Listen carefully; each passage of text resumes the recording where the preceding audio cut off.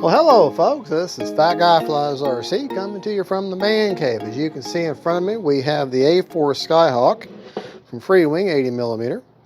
Alright, let's go ahead and start talking about CG. CG is 100, this is the radio rates and CG setup video. You watch the unbox and build, or assembly. It really is an assembly, make no mistake, it's an assembly.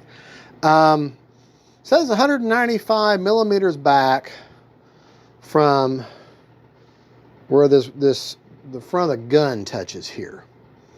Okay, so well, actually no, from there, from where the front of that there is. So that's going to put the CG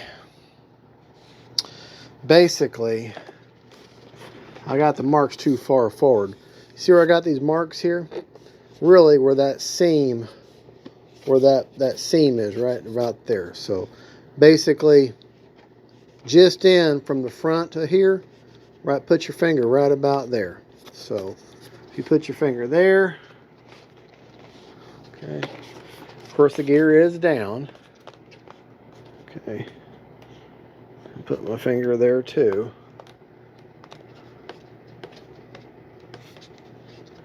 That's pretty good. Let me turn it over, put the gear up, and I'll turn it over. It's just easier to do it with the gear or with the from the underside. I know it's not how it flies, but if you put your fingers right about there, okay, you might see CG's pretty good right there. 195 puts it, it's that black mark, that first panel line. So just put your finger right behind that panel line. So that's 195 is actually right there. I measured wrong. I measured from the very front of here, right here where the gun is, and actually it's more where that first indentation, then 195 back. That puts it right about there. So the front, just figure the front of this structure here and then go in. Just go straight in. So, or you can just put your finger at these little corner places here, and that should be CG perfectly. Let's just put the, that's a good easy thing for it to feel for. Just put your fingers right there at the corner of that, corner of that.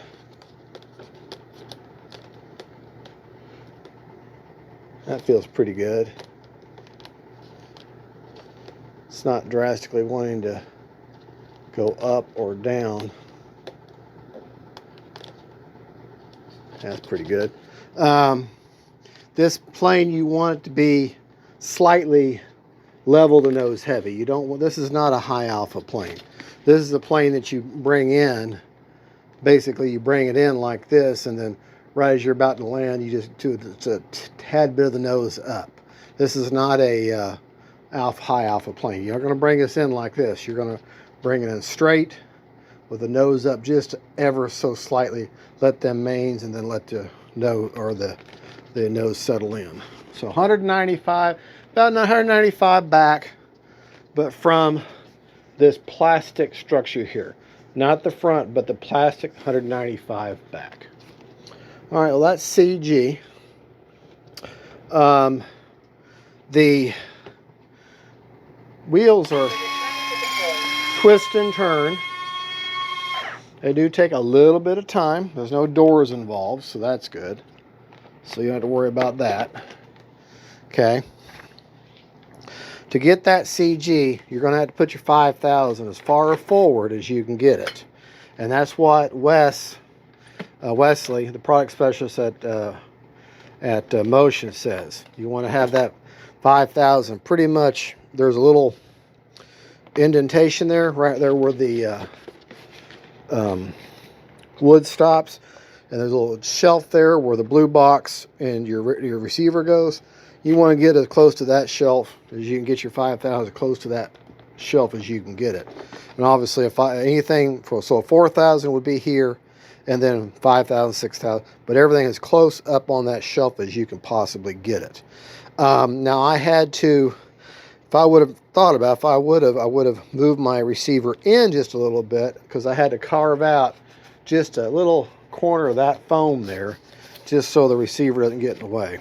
Run a 7-channel Lemon RX, 7th channel for my thrust reverse. Okay. We'll talk about that in just a minute. Let's talk about rates.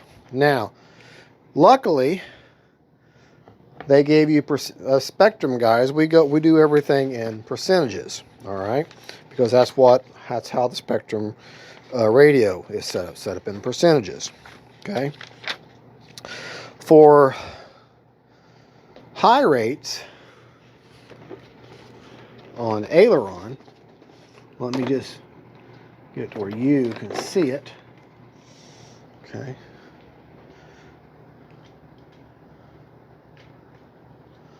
High rate aileron, according to the book, is 24 millimeters either way. Okay.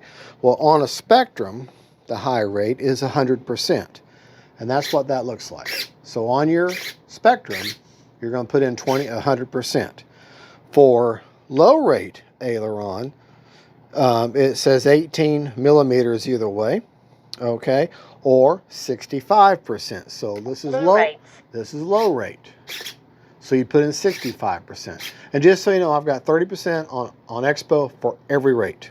Okay, and then since I have a 3-position switch where I put it on G, my mid rate that I picked, I believe I picked 85. Yeah, 85, and that's my mid rate, 85. So high is 100, mid is 85. And low is 65. 65 is low. Okay. For elevator, been my low rate now.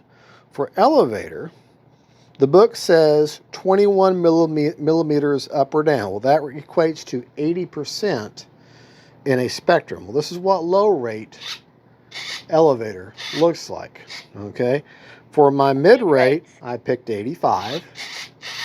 And then for my high rate, it calls for 25 millimeters up or down. Well, that's 100%. And that's what it looks like for high rate. Okay. Now, very similar numbers for rudder. For rudder, they give you a low rate of 80 and a high rate of 100. Well, I just set my rudder at 100% with 30% expo all the way around. Okay. Now, if you notice, my rudder is a little off. Okay, it's off just a touch. So I saved that to save that, so I could show you how to mechanically fix that. Okay. Now, yes, I could have used sub trim, but instead, I'm going to show you how to do it mechanically. What you're going to want to do, hold the rudder perfectly level. Put the ball link down. If it doesn't quite reach, then you screw that ball link in or out in order to get it to set down there correctly. Now in this case, it's going to need to go in just a few turns. I'm going to hold it still, set the ball link on there. If it doesn't move, still kind of pushes it off just a touch. Well, one more turn around, and that should do it. All right. And that way, I already know my rudder is centered. Now it's mechanically perfect. Okay, see how it comes right back to center. All right. It did not call for any elevator to flap mix, so I do not know. But let's talk about flaps now that I've said that. Now, I had to use my throw gauge, which is one of these, in order to get the flaps to flap settings. Okay? Now, for your high rate, which would be the same thing as takeoff flaps, they want your high or your low rate, which will be takeoff flaps, be 27 milliliters down. Okay? Well, that looks like, if you set the very edge at 0, 27 is right about there. So if I put this on there, put that on 0, and that's right about 27. Okay, well that equates in a spectrum receiver or transmitter as takeoff flaps as a positive 20%. Okay. Now, for high rate or landing flaps, okay, see the 300s down there? They call for 43 milliliters or millimeters down.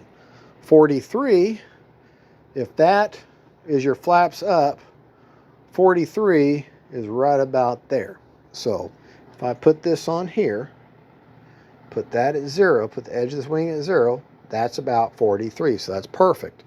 And that equates to a negative 40% on the transmitter, on the Spectrum transmitter. So let me show you.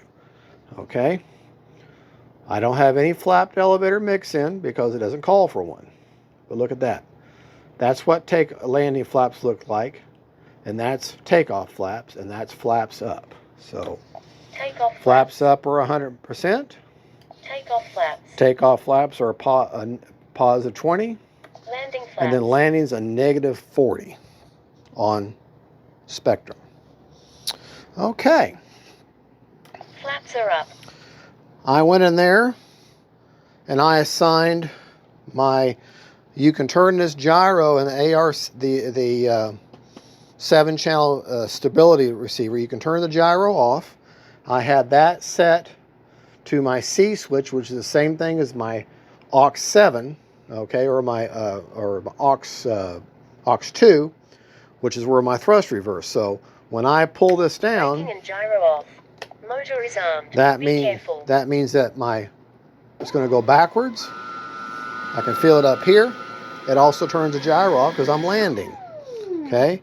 If I go up Cruise mode. into cruise mode, or as I'm going to go forward, okay, and my gyro is on. Now, the nice thing about these stability receivers, if you get them set up right, you can look at the receiver and tell what mode it's in because lights will change. All right. Now, let me just show you. We're going to go flying here. Woo! See the receiver? If you look, there's two lights there, orange and red.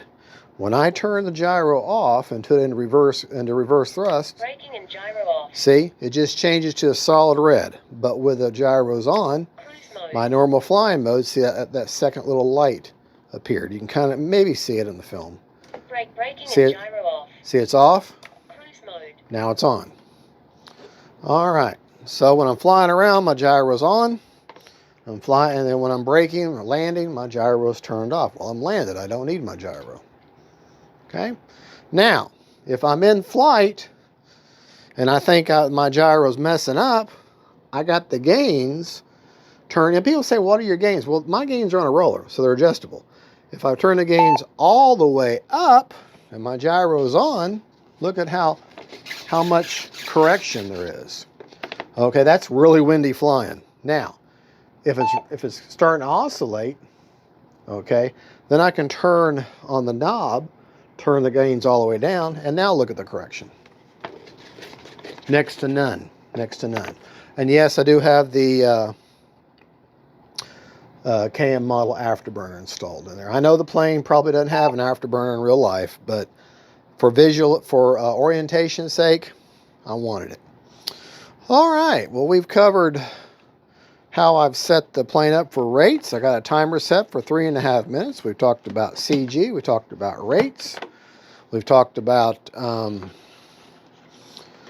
reverse thrust. Okay, that reverse thrust I've already talked about is on my C switch. I assign it to a 3-position switch. Most people assign it to a 2-position. I like it on a 3-position because when I go down, I combine that with my gyro. That way, when I'm braking, my gyro is turned off. I'm on the ground anyways. Cruise mode. And then cruise mode, my gyro's on, and I'm flying around. More than likely, we'll do the maiden. I'll probably fly on high rates most of the time anyways. Now, CG is a little funny.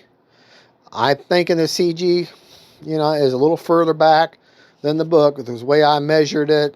You know, I started looking at it. It's more from that plastic structure, 195 back from the plastic structure. So let me go over that again because like I say, I measured it wrong. But the picture in the book is kind of ambiguous.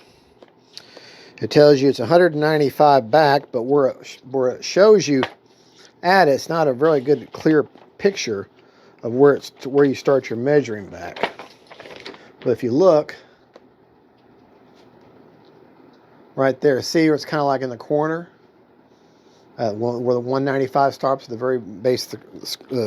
So that tells me that it's more like here on this plastic, 195. So that's going to put it like there's 195 from the front of the gun, but from the plastic, it's more like right there. So that's where I think I'm going to just kind of find my marks and then put my fingers behind those marks.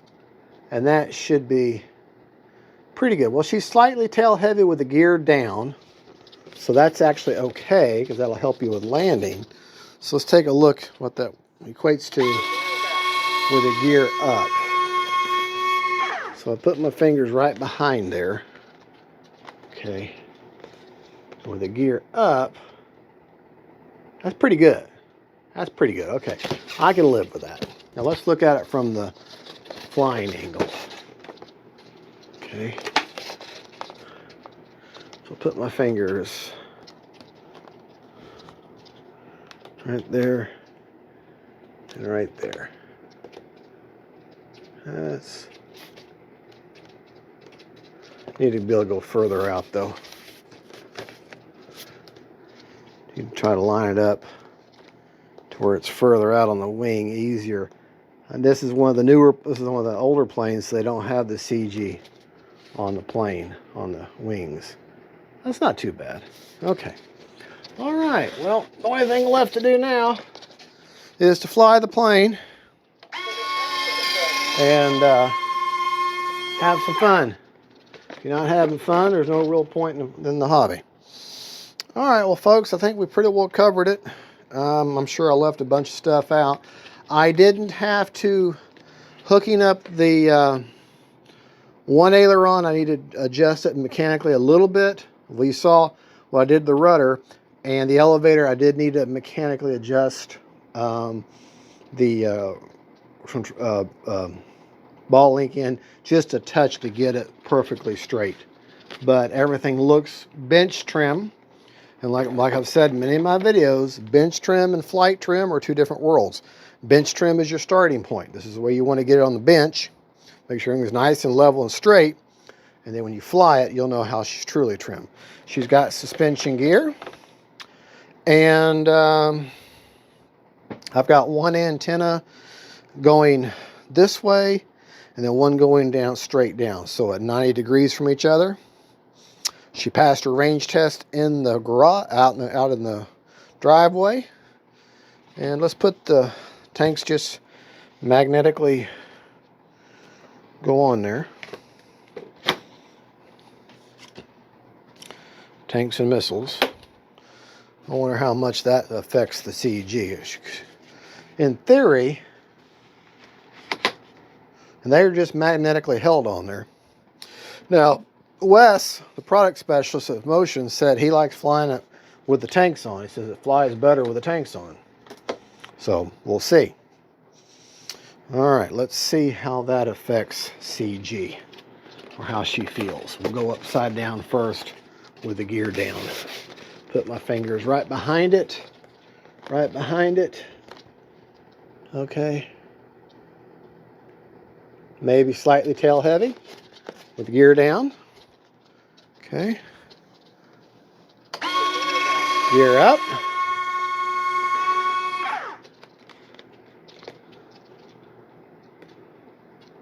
More level. My CG machine doesn't quite fit into this plane. It digs into the gear, so that's why I'm not using it. My CG leveler. Okay, so let's put my fingers right about there. Right about there. That's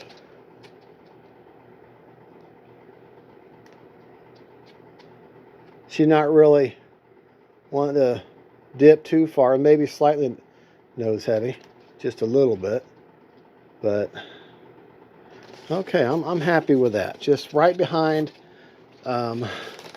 If you find that, if you're upside down, that line, just put your finger a little bit further behind it. On the bottom side, okay, on the bottom side,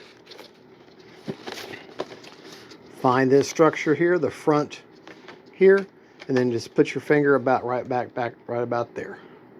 Find that line there, straight out. Okay, that line here, straight out. All right, well, there you go. That right there is one good looking model. I can't wait to fly it, get you a maiden. Okay, there you go, folks. Thank you so much for watching. That is the FREEWING A-4 SKYHAWK. Can't wait to fly it. God bless y'all. God is good. And don't forget, folks, faith, family, and friends, and SKYHAWKs. All right, y'all have a good one. Bye-bye.